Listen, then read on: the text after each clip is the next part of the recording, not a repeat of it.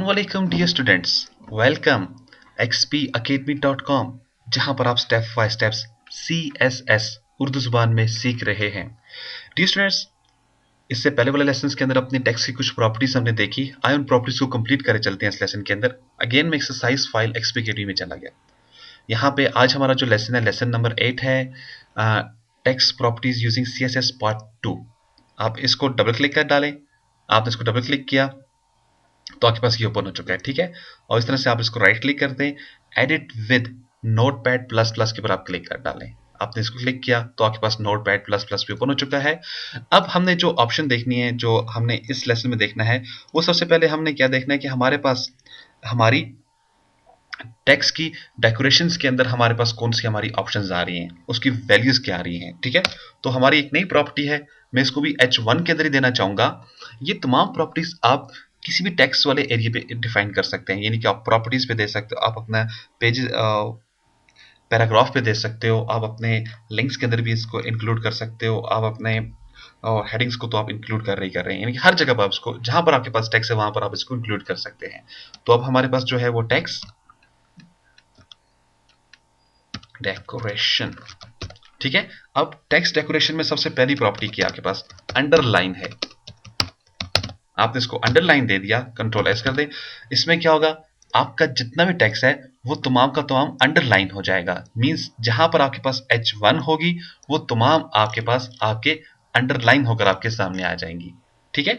इसी तरह से इसकी एक और प्रॉपर्टी यूज की जाती है, उस प्रॉपर्टी का नाम आपके पास क्या है, अवरलाइन। कंट्रोल एस कर दें इसे और यहां पर आकर आप इसे रिफ्रेश कर दें तो आपके पास ये क्या होगा, अवर लाइन हो चुकी है।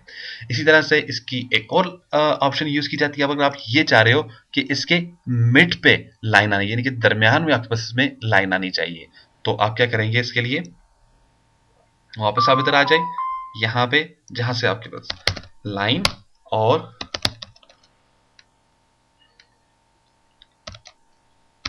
ठीक है,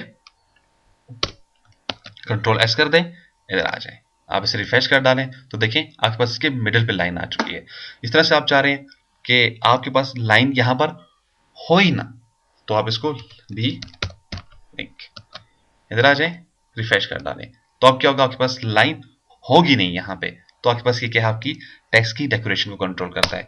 एक और प्रॉपर्टी है मेरे पास, वो क्या है, अच्छा अब हमारे पास जो हमारा नेक्स्ट प्रॉपर्टी आ जाती है वो क्या आती है, टेक्स्ट ट्रांसफॉर्म।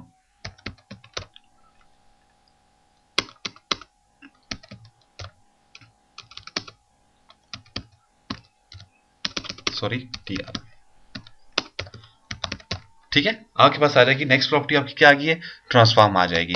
अब इसमें आपके पास कौन कौन सी ऑप्शन अवेलेबल होती हैं, इसमें आपके पास एक ऑप्शन आपके पास अवेलेबल है कैपिटलाइज करना, एक है अपर केस, एक है लोअर केस।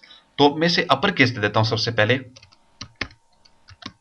अब अपर केस में क्या होगा, आपके पास कंट्रोल एस किया, आप इधर आ जाएं और रिफ्रेश कर दें तो जितना भी आपके पास वर्डिंग होगी जहां पर आपने इसको अप्लाई किया होगा वो तमाम के तमाम आपके पास अपर केस में कन्वर्ट हो जाएंगे। अगर आप यहां पे ही इसका दूसरी आप वैल्यू दे देते हो लोअर केस, ठीक है, तो फिर क्या होगा, आपके पास जितना भी आपका टैग है वो तमाम का तमाम आपके पास लोअर केस में कन्वर्ट हो जाएगा। इधर आ जाए, अगेन रिफ्रेश कर दें, मैंने रिफ्रेश किया, आप देखें तमाम की तमाम मेरे पास जो मेरा टाइटल था, हेडिंग्स थी, तमाम की तमाम मेरे पास मेरी लोअर पर आ चुकी हैं। फिर आपके पास होता है कैपिटलाइज, उसमें क्या होगा,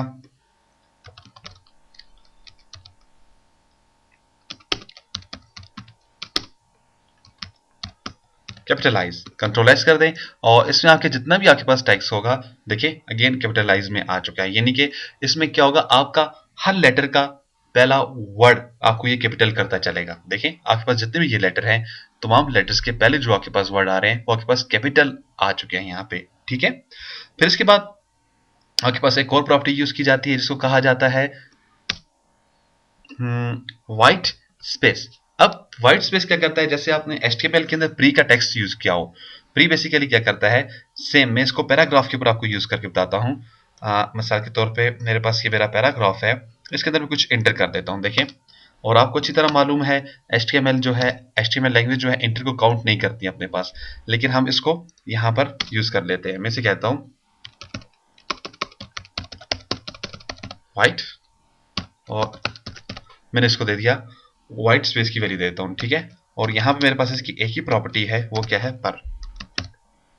कंट्रोल एस कर दें, आप इधर आ जाएं, रिफ्रेश कर डालें, और जैसे मैंने इसको रिफ्रेश किया तो देखते हैं हमारे पास जो हमारा पैराग्राफ था वो किधर था। देख लेता हूँ मेरे पास कोई मिस्टेक। वाइट, और ये यहाँ पे, ठीक है, इधर आ जाए, रिफ्रेश कर डालें। जैसे मैंने रिफ्रेश किया तो देखिए आपके पास एक्स्ट्रा जो स्पेसेस आपने इंटर वगैरह दिए, ये नहीं कि जैसा आपके पास व्यू, जो आपके पास व्यू यहाँ पे आपको दिखाई दे रहा होगा नोट पैड के अंदर, वही व्यू आपको यहाँ पर भी दिखाई दे दे, ठीक है। तो मोस्टली अब इस ऑप्शन को यूज नहीं किया जाता, लेकिन मैंने आपको मेथड बता दिया है, अगर फिर भी आपको यूज करना पड़े तो आप इसको अपने पास इसको यूज कर सकते हैं, ठीक है जी।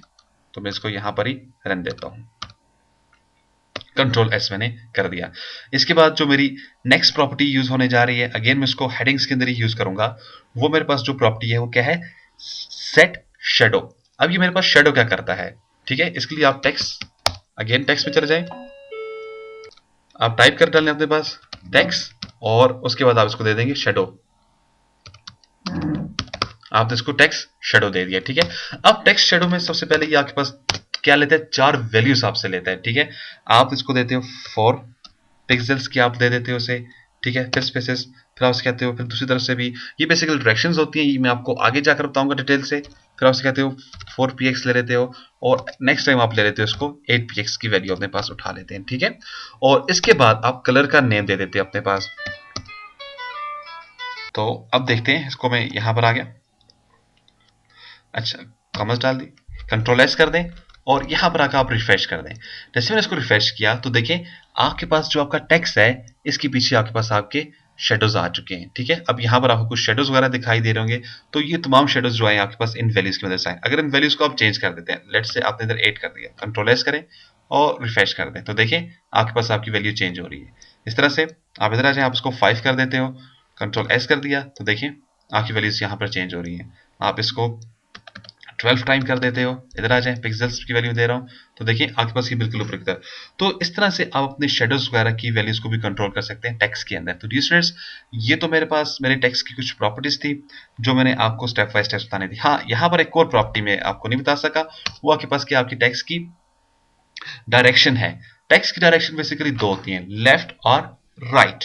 तो लेफ्ट राइट, एक तो आपके पास इसकी अलाइनमेंट आ जाती है जिसमें आप लाइट लेफ्ट सेंटर, और एक आपके पास की डायरेक्शन आ जाती है। तकरीबन देखने में दोनों सेम सी हैं, लेकिन बता देता हूं मैं आपको, डायरेक्शन आपके पास आ जाती है, ठीक है।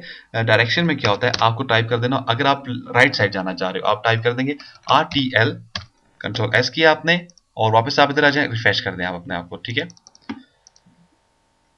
मैं देख लेता हूँ, शायद मेरे पास कोई मिस्टेक हो चुकी है यहाँ पे। ये बेसिकली इसलिए काम यहाँ पर नहीं कर रही क्योंकि ऑलरेडी हमने यहाँ पर एक टेक्स्ट अलाइनमेंट डिफाइन की हुई है। मैंने इसको हटा दिया, कंट्रोल एस कर दिया, और आकर आप इसे रिफ्रेश कर दें, तो देखें अब आपकी डायरेक्शन जितनी भी है तमाम की तमाम राइट साइड हो गई है, ठीक है। लेकिन ये अगर आप यूज करना चाहें तो ठीक है, नहीं यूज करना चाहते तो टेक्स्ट अलाइन की जो ऑप्शन है वो भी इसी ऑप्शन को कंट्रोल कर देती है। तो डायरेक्शन को ये होता है, बाज़ औक़ात हम पिक्चर्स वगैरह के अंदर यूज कर लेते हैं। तो डियर स्टूडेंट्स, ये तो था आज का हमारा लेसन, जिसमें मैंने आपको कंप्लीट बता दिया कि हमारे पास टेक्स्ट की कौन कौन सी प्रॉपर्टीज यूज हो रही हैं। इंशाल्लाह नेक्स्ट लेसन में फिर हाजिर होते हैं। जरूरत सिर्फ इस चीज की, आपको स्टेप बाय स्टेप्स हर एक चीज की प्रैक्टिस करनी है। अगर आप हर एक चीज को स्टेप बाय स्टेप्स उसकी प्रैक्टिस करेंगे, यकीन जाने आपके पास CSS बिल्कुल आप इजीली यूज कर सकते हैं। और याद रखें, हमेशा एक बड़े पेज के ऊपर आपने काम करना है। जैसे देखिए यहाँ पर मैंने मल्टी यहाँ पर ऑप्शंस लगाई हैं, मल्टी मैंने इधर चीजें लगा दी हैं, इनके पैराग्राफ्स हैं मेरे पास, हेडिंग्स हैं, मुख्तलिफ चीजें, तो उनके ऊपर रहकर आपने काम करना है, ठीक है। यहाँ पे मेरे पास ये जो पैराग्राफ है, मैं प्री की ऑप्शन जो है इधर से मैं खत्म कर देता हूँ, बल्कि मुझे पैराग्राफ नहीं कुछ वैसे ही ऑप्शन देता हूँ, मैं वैसे ही पैरा P1 दे देता हूँ, ठीक है। आपकी प्रैक्टिस के लिए आपको मालूम हो कि आपके पास यहाँ पर वैल्यू मौजूद है, तो मैंने रिफ्रेश कर दिया, ठीक है जी। तो मैं ये कह रहा था आपको स्टेप बाय स्टेप प्रैक्टिस करने की जरूरत है। तो इंशाल्लाह नेक्स्ट लेसन में फिर मिलते हैं, उस वक्त तक के लिए आप मुझे इजाजत दें। अगर आपको डियर स्टूडेंट्स इन वीडियो की कंप्लीट कलेक्शन चाहिए तो प्लीज कॉल करें 0343901779 पे। मजीद मालूमात और अपडेट के लिए विजिट कर सकते हैं हमारी वेबसाइट www.xpacademy.com। जहां पर तमाम कंप्यूटर कोर्सेज आपको उर्दू ज़ुबान में स्टेप बाय स्टेप्स पढ़ाए जा रहे हैं। एंड में एक टेस्ट लेने के बाद आपको xpacademy.com की तरफ से सर्टिफिकेट भी इशू किया जाता है, जिसकी हार्ड कॉपी बजरिया TCS आपके बताए एड्रेस के मुताबिक आपको भेज दी जाती है। इसके अलावा स्टूडेंट्स, अगर आपका कोई भी क्वेश्चन, कोई मसला, कोई भी प्रॉब्लम, प्लीज कॉल करें 0343901779 पे। अपनी दुआ मुझे याद रखिएगा। नेक्स्ट लेसन फिर हाजिर होते हैं, उस वक्त तक के लिए इजाजत दें। अल्लाह हाफिज, अस्सलाम वालेकुम।